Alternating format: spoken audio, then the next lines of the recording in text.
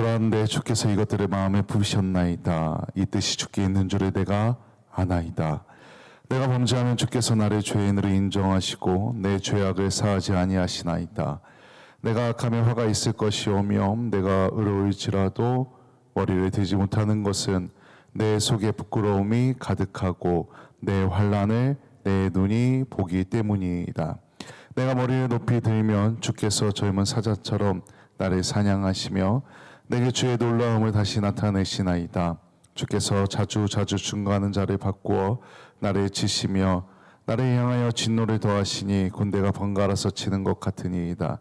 주께서 나를 태에서 나오게 하셨으면 어찌함이니까. 그렇지 아니하셨더라면 내가 기운이 끊어져 아무 눈에도 보이지 아니하였을 것이라.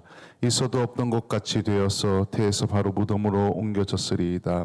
내 날은 적지 아니하니까. 그런즉 그치시고 나를 버려두사 잠시나마 평안하게 하시되 내가 더러워지 못할 땅 곧 어둡고 죽음의 그늘진 땅으로 가기 전에 그리하옵소서. 땅은 어두워서 흑암 같고 죽음의 그늘이 져서 아무 구별이 없고 광명도 흑암 같으니이다. 아멘. 할렐루야. 아멘. 하나님께서 오늘도 우리와 함께 하시며 은혜를 부어주시고 축복해 주십니다. 아멘. 욥은 하나님께 인정받은 의인이었습니다. 하지만 욥이 그렇게 의인으로 인정받았다고 해서 욥의 말들을 다 옳은 것으로 받아들일 필요는 없습니다. 우리가 욥기를 읽을 때 주의해야 할 것은 이 욥기가 옳고 그름을 따져서 교훈을 얻기 위한 성경 말씀은 아니라는 겁니다. 오히려 이 욥기 말씀을 통하여서 사람들이 이 땅에서 살아가면서 갖는 그 현실에 우리가 같이 공감해주고 또 욥의 고백들을 통해서 우리가 어떻게 신앙을 배워야 하는지 그것을 배워야 합니다. 어떻게 신앙을 지켜야 하는지 배워야 한다는 것입니다. 욥은 자신의 지금 이 아주 그 비참한 고난의 상황 때문에 하나님께서 과연 인간에게 의로우신가 하는 의문을 제기합니다. 하지만 그 의문과 함께 욥의 고백들을 통해 하나님을 더욱 깊게 깨닫는 그런 시간이 되길 소망합니다. 이 욥기를 보면은 이 욥의 상황을 보면 하나님께서는 벌 주시는 것을 즐겨 하시는 분이신가 그런 생각을 할 수 있습니다. 하지만 아닙니다. 욥은 하나님을 잘 아는 사람이었습니다. 하지만 자기가 당한 상황 때문에 하나님에 대한 하나님의 속성에 대한 의문을 가지게 됩니다. 하나님은 자기를 창조하신 분이지만 그 목적이 죄를 지었을 때 벌을 주기 위해서가 아니냐고 그렇게 이야기를 합니다. 구약 성경을 읽다 보면 하나님께서 자기 백성에게 복을 주시기보다는 죄를 지었을 때 벌 주시기를 너무 즐겨 하시는 게 아닌가 하는 생각이 들 때가 있습니다. 곳곳에서 하나님의 심판이 있기 때문입니다. 지금 욥이 그런 상황과 비슷한 말을 하고 있는 겁니다. 욥은 자기가 마치 아무리 그 어린아이가 부모의 마음에 들려고 애를 쓰고 노력해도 야단 맞는 어린아이라고 말하는 겁니다. 아이가 칭찬받고 싶어서 설거지를 했습니다. 근데 설거지하다 잘 못하니까 떨어뜨리고 물이 막 넘쳐 흐르고 오히려 더 지저분해졌습니다. 그래서 지저분하게 만들었다고 야단을 맞습니다. 칭찬받으려고 아빠의 구두를 닦았는데 오히려 더 더러워졌습니다. 나름 칭찬받기 열심히 했는데 왜 이렇게 만들었냐고 오히려 혼납니다. 사실 잘못한 일이 없는데도 불구하고 욥은 하나님 앞에서는 부끄럽고 얼굴을 들 수 없다고 고백합니다. 자신의 의로움을 주장하지만 오히려 교만하다고 징계받고 여러 가지 종류의 잘못에 대해 지적만 당하고 징계만 당하고 있는 것 같다고 내가 지금 그런 상황이라고 하나님께 토로하고 있는 겁니다. 그리고 이 상황을 어떻게 표현하고 있냐면 마치 군대가 번갈아 가면서 계속해서 나를 공격하고 있는 것 같다고, 나를 치는 것 같다고 그렇게 말합니다.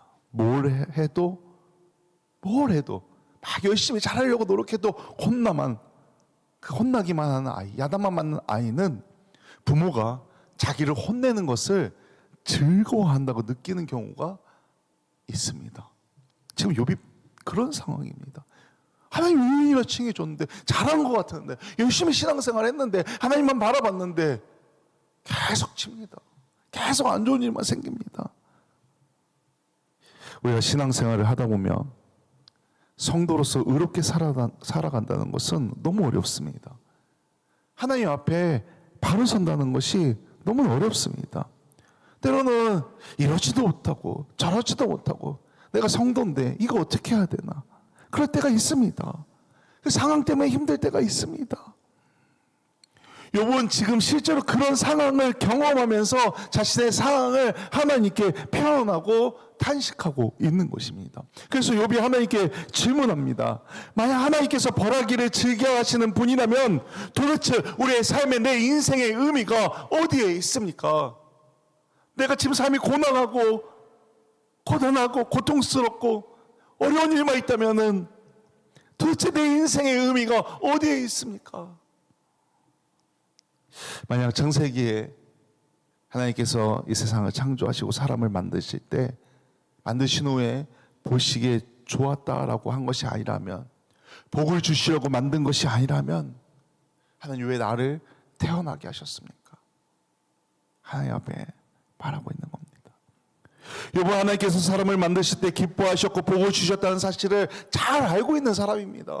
말씀 가운데 살아가던 사람이었습니다. 그런데 지금 나한테 그러한 복이 하나도 없다고 하나님께 항의하고 있는 겁니다. 나에게 그런 복이 없습니다. 그래서 말하기를 이제는 이렇게까지 말합니다. 하나님, 내가 이제 살 날이 얼마 남지 않았으니까 이제 나 좀 내버려 두십시오. 그리고 남은 살 날만이라도 좀 제발 좀 쉬게 해주세요. 나에게 평안을 주세요. 그렇게 간구합니다. 사람은 누구나 고난을 겪습니다. 욥이 당한 고통만큼은 아니더라도 고통을 경험합니다. 고난을 당합니다. 그렇게 누구라도 욥처럼 말할 수 있습니다. 왜 나한테만 그럽니까? 왜 나에게 이런 상황이 옵니까? 심지어 욥은 자신의 죽음이 얼마 남지 않았다고 생각합니다. 자신의 상황이 흑암처럼 캄캄하다 말합니다. 빛이 있어도 흑암 같을 뿐이라고 말합니다. 좌절을 하고 있습니다. 물론 욥의 이런 말들은 지혜롭지 않습니다. 올바른 말도 아닙니다. 하지만 우리는 욥의 말을 통해서 전도서의 말처럼 헛되고 헛된 인생의 현실을 볼 수 있습니다. 사실 우리가 살아갈 때 우리의 인생은 헛되고 고통스럽고 의미 없어 보일 때가 많습니다. 특히 어려운 일이 생기면 더합니다. 하지만 그럼에도 우리가 성도이기 때문에 성도로서 오히려 그러한 현실을 직면함으로 우리의 신앙을 더욱 깊게 그리고 더욱더 확고하게 할 수 있는 것입니다. 우리의 인생은 무가치하고 때로는 괴로운 것들로 가득한 것 같습니다. 물론 즐거울 때도 있고 좋을 때도 있습니다. 그런데 괴로울 때가 힘들 때가 더 많은 것처럼 느낍니다. 하지만 우리가 성도로서 신앙의 눈으로 하나님께서 우리에게 예비하신 은혜와 그 놀라운 일들을 발견한다면 얼마나 기쁘고 또 감사하겠습니까? 그게 신앙생활입니다. 기도하는 가운데 때는 힘들고 어려워도 나에게 예비하신 하나님의 은혜, 나를 위해 예비하신 하나님 그 놀라운 계획, 그 일들을 발견하는 게 그게 신앙생활입니다. 욥은 하나님을 너무나 사랑했습니다. 매일매일 기도하는 삶을 살았습니다. 때로는 자녀들이 죄 지은 것까지 대신 회개하면서 혹시라도 죄 지은 게 있다면 하나님 용서해 주세요, 회개하던 그런 사람이었습니다. 늘 말씀을 묵상하고 주님 안에 거하는 그런 욥이었습니다. 그런데 이 고난 가운데 탄식합니다. 우리는 욥의 이런 모습을 통해 아픔과 허무함 그리고 상실감을 느낄 수 있습니다. 또 우리 인생이 얼마나 덧없는지 알려줍니다. 우리 말씀을 통해 그것을 알아야 합니다. 그래서 더 하나님께 나아가게 되는 겁니다. 그래서 더 깊이 있게 하나님을 깨닫게 되는 겁니다. 이 말씀이 그 밑거름이 된다는 겁니다. 우리의 삶의 고난이 때로는 어려움이 더욱더 하나님을 알아가는 시간이 된다는 겁니다. 오늘 욥기의 말씀을 통해 그것을 발견하기를 소망합니다. 한탄하고 탄식하고 원망하는 것 같지만 그게 아니라 깊은 하나님과의 교제가 있기 때문에 이런 말도 할 수 있다는 겁니다. 어떠한 상황 가운데서도 믿음을 지키고 우리 인생의 소망을 주시는 그 주님을 오늘 하루도 찬양하길 소망합니다. 혹 힘들어도 찬양하십시오. 아니, 찬양이 안 나오면 기도하십시오. 단식하십시오. 하나님 어떻게 해야 합니까? 하나님 어떻게 해야 합니까? 하나님께 기도하십시오. 간구하십시오. 하나님께서 함께하여 주십니다. 은혜를 부어 주십니다. 그 은혜를 가지고 오늘 하루도 주님과 동행하며 승리하는 그런 하루가 되시길 주님의 이름으로 간절히 축원합니다. 아멘. 하늘에 계신 우리 기도합니다. 할렐루야. 아버지 하나님 감사합니다. 아버지 내가 믿음으로 나아가겠습니다.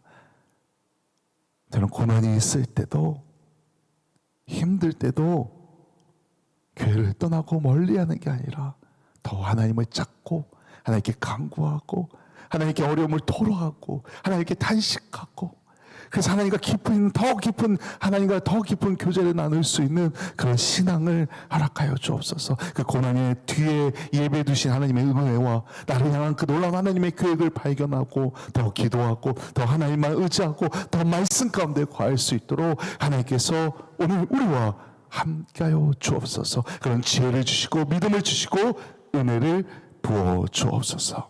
감사하며 예수님의 이름으로 기도드렸습니다. 아멘. 하늘에 계신